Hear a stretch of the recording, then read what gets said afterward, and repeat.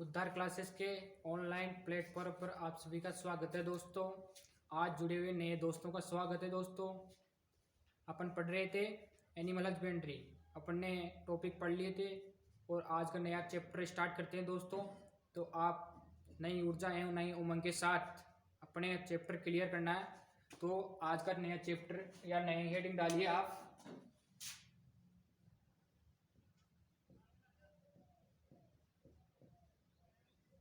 पशुओं में आहार प्रबंधन।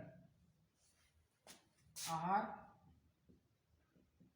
प्रबंधन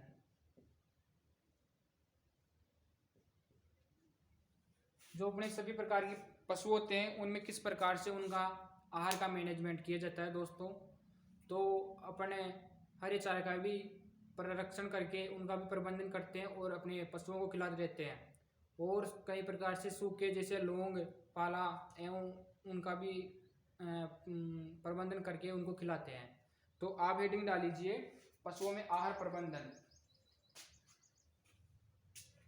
डाल लिया? तो नेक्स्ट लिखिए आपसे चारा संरक्षण। किस प्रकार से कौन से चारे को किस में किया जाता है। तो चारे को आपने सुना होगा, आपने 11th-12th में पढ़ा होगा साइलेज एवं है। तो साइलेज कौन सी चारे का बनाया जाता है रे? हरे चारे का, ठीक है। और है एक किसका बनाया जाता है रे? सूखा एवं परिरक्षित चारा का बनाया जाता है। तो अपन पहला लिखिए आप साइलेज,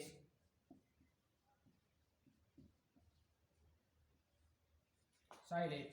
दूसरा लिखिए आप है। तीसरा लूंग या लूंग। चौथा लिखिए पाला।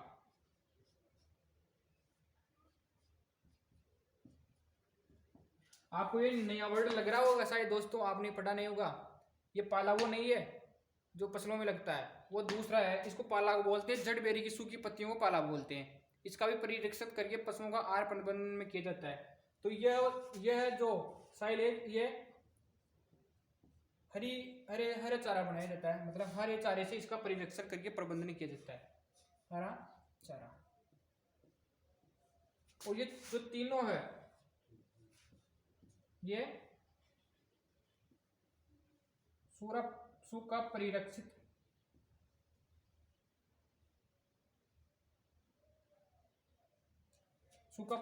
संरक्षण चारा है। यहां तक क्लियर, सिंपल है। यहीं से भी कभी कभी क्वेश्चन पूछ लिया जाता है, साइलेज में क्या काम में लिया जाता है? हरा चारा। और साइलेज के लिए वैसे कौन सी सबसे उपयुक्त फसल है? मक्का। आपको याद है 11th-12th में आपने पढ़ा होगा साइलेज है किस प्रकार से उनका प्रबंधन किस प्रकार से किया जाता है। तो अपन कंपटीशन के हिसाब से पढ़ेंगे, न कि थ्योरी के हिसाब से। बिल्कुल आपने को शॉर्ट एंड स्वीट पढ़ना है, जो कि अपने जो एग्जाम आने वाली है उसमें अपन अधिक नंबर ला सकते हैं। तो यहां तक लिख लिया है? लिख लीजिए जल्दी से लिखिए।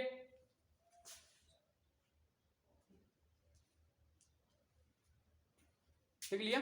तो पहली हेडिंग डालिए आप साइलेज।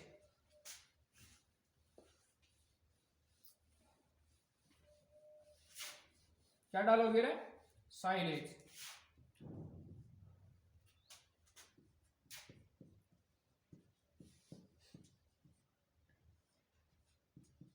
दोस्तों अपनी क्लास को ज्यादा से ज्यादा शेयर कीजिए, जिससे अधिक से अधिक अपने जो अपने रिश्तेदार हैं एवं अपने दोस्त हैं उनको फायदा मिल सके। तो आप अपने जो भी है उनको शेयर करते रहिए दोस्तों, और अपने चैनल को सब्सक्राइब कीजिए दोस्तों, जिससे अधिक से अधिक लाभ प्राप्त कर सके। तो अपने साइलेज पढ़ रहे हैं, तो साइलेज में लिखिए आप वे फसलें जो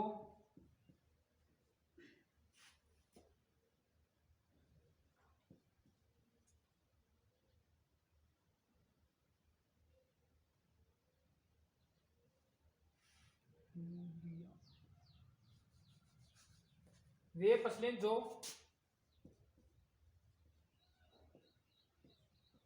दूधियावस्था या ब्रैकेट में लिख लीजिए फूल स्टेज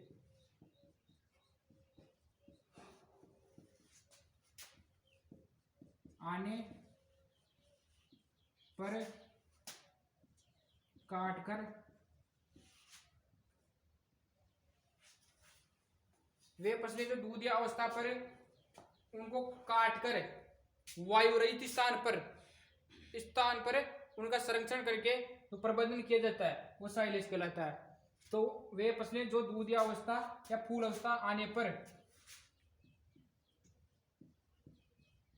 वायु रहित स्थान पर संरक्षित चारा,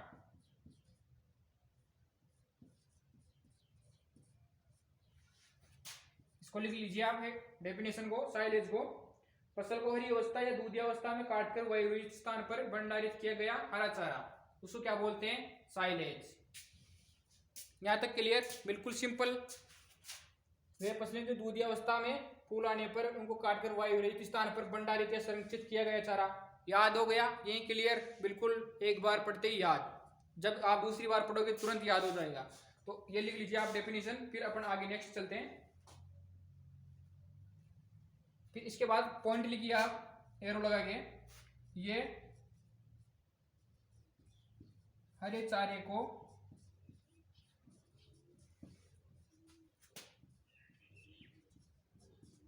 संरक्षित करने का सर्वोत्तम तरीका।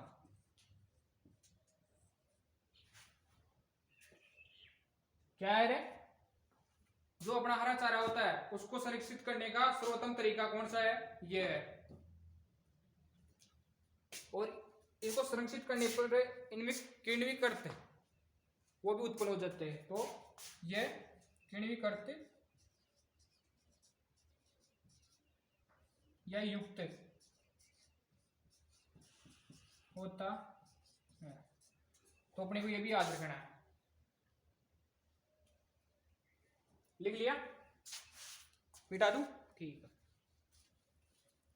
अब इसमें लिखिए आप साइलेज में पाए जाने वाले तत्व।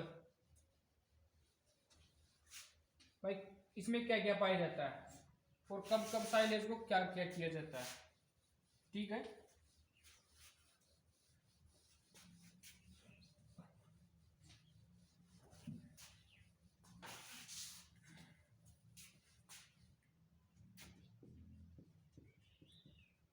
साइलेज में पाए जाने वाले अवयव। तो इसमें नमी कितनी प्रतिशत होती है? कितनी होती है? 60। ठीक है। शुष्क पदार्थ कितना होता है? 30 से 35। कितना? शुष्क पदार्थ 30 से 35%। कितने पीएच पे संरक्षित किया जाता है? यहां तक क्लियर? 3.5 से 4.5। ठीक है। या फिर एग्जिट पूछे ना तो एग्जिट है 4.2। कितना है रे? 4.2। नमी 60%, शुष्क पदार्थ 30 से 35, पीएच है 3 से 3.5 से 4.5। और फिर नेक्स्ट लिखिए आप चौथा, उपयुक्त फसल। उपयुक्त फसल कौन सी है साइलेज के लिए? मक्का। मक्का का वानस्पतिक नाम क्या है रे? जियामेज। क्या है रे? जियामेज। क्लियर? यहां तक क्लियर? ठीक है। नेक्स्ट लिखिए आप उपयुक्त फसल मक्का। समय लिखिए 12 सप्ताह। 12 सप्ताह का मतलब 3 माह।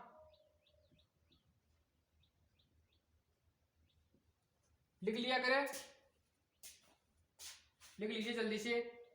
बिल्कुल हिंदी में से क्वेश्चन पूछता है आपको, इंपॉर्टेंट है ये। नमी 60%, शुष्क पदार्थ 30 से 35, पीएच 3.5 से 4.2।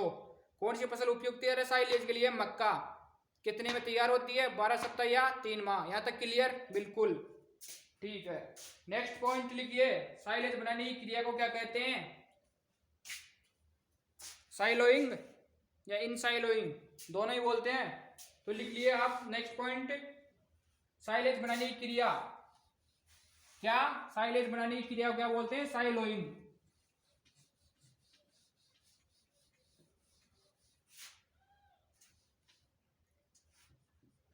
नेक्स्ट, साइलेज बनाने की क्रिया क्या है रे?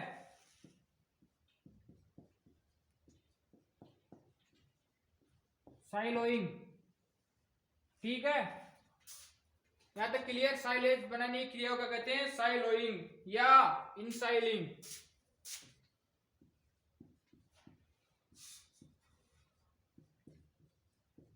आपको दोनों वर्ड दे दिया जाएगा तो आपको दोनों याद रखना है, इनमें से पूछता है लगभग, है ना। तो साइलेज बनाने की क्रिया साइलोइंग। नमी कितनी होती है? 60%। शुष्क पदार्थ 30 से 35, पीएच 3.5 से 4.2। और कौन सी फसल उपयुक्त है? मक्का। कितने में तैयार होती है? 12 सप्ताह या 3 माह। यहां तक क्लियर? साइलेज बनाने की क्रिया साइलोइंग, इसको लिख लीजिए जल्दी से। और साइलेज बनने के गड्ढे को क्या कहते हैं? साइलेज बनाने या गड्ढे या बुर्ज क्या कहते हैं रे? साइलो। इसी के नाम से पता चल रहा है, साइलो या बाइलो, साइलो। ठीक है रे, यहां तक क्लियर? साइलेज बनाने जो गड्ढे खोदते हैं उसको क्या बोलते हैं? साइलो। यहां तक क्लियर?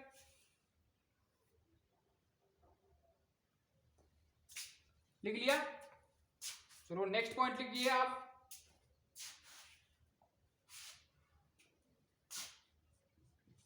जो अपन साइलेज बनाते हैं ना उसमें 30 से 40% से अधिक शुष्क पदार्थ नहीं होना चाहिए। कितना होना चाहिए? 30 से 35। तो आप लिख लीजिए 30 से 40% से अधिक शुष्क पदार्थ नहीं होना चाहिए। यहां तक क्लियर हो गया? याद रखने का अपने को 30 से 40% से ज्यादा नहीं होना चाहिए। कितना होना चाहिए? 30 से 35, इससे ज्यादा नहीं होना चाहिए। लास्ट है 30 से 40। ठीक है, यहां तक क्लियर? नेक्स्ट पॉइंट लिखिए आप, साइलेज बनाने के लिए अधिक कार्बोहाइड्रेट वाली फसलों का मतलब सेलेक्ट किया जाता है। नेक्स्ट पॉइंट लिखिए आप, अधिक कार्बोहाइड्रेट वाली फसलों का चयन किया जाता है। अधिक कार्बोहाइड्रेट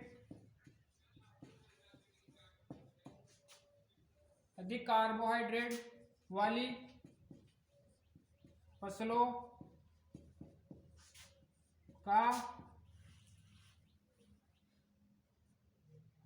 चयन किया जाता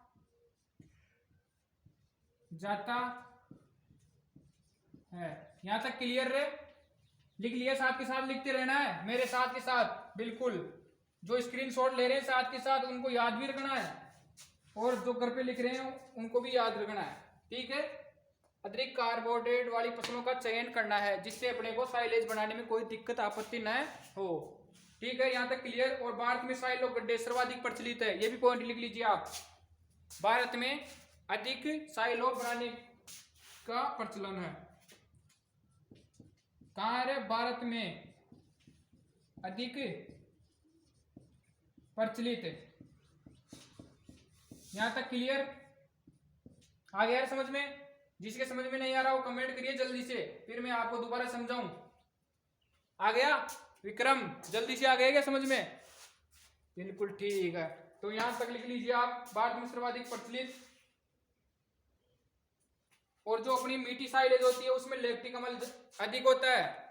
कौन सा है? लैक्टिक अम्ल है। और जो अम्लीय होती है उसमें कौन सा होता है? एजिटिक अम्ल। तो लिख लीजिए इस पॉइंट को भी आप साथ के साथ। मीठी साइलेज में क्या होता है? लैक्टिक अम्ल। मीठी साइलेज में क्या होता है? अधिक लैक्टिक अम्ल है। कौन सा है? लैक्टिक अम्ल है अधिक। एरो का मतलब है अधिक, इसका मतलब है कम है, तो अपने को इसमें अधिक करना है। और जो अम्लीय साइलेज होती है उसमें क्या होता है? एजिटिक अम्ल। तो अम्लीय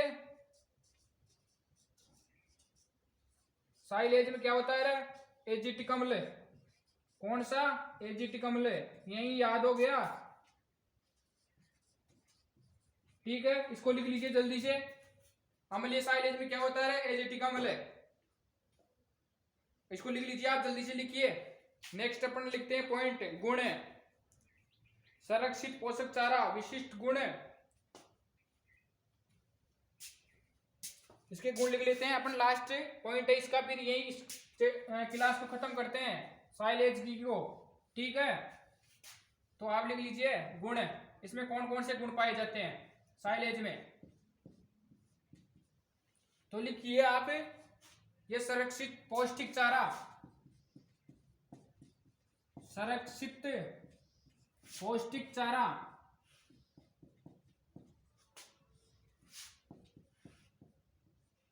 मीठा एवं खट्टापन,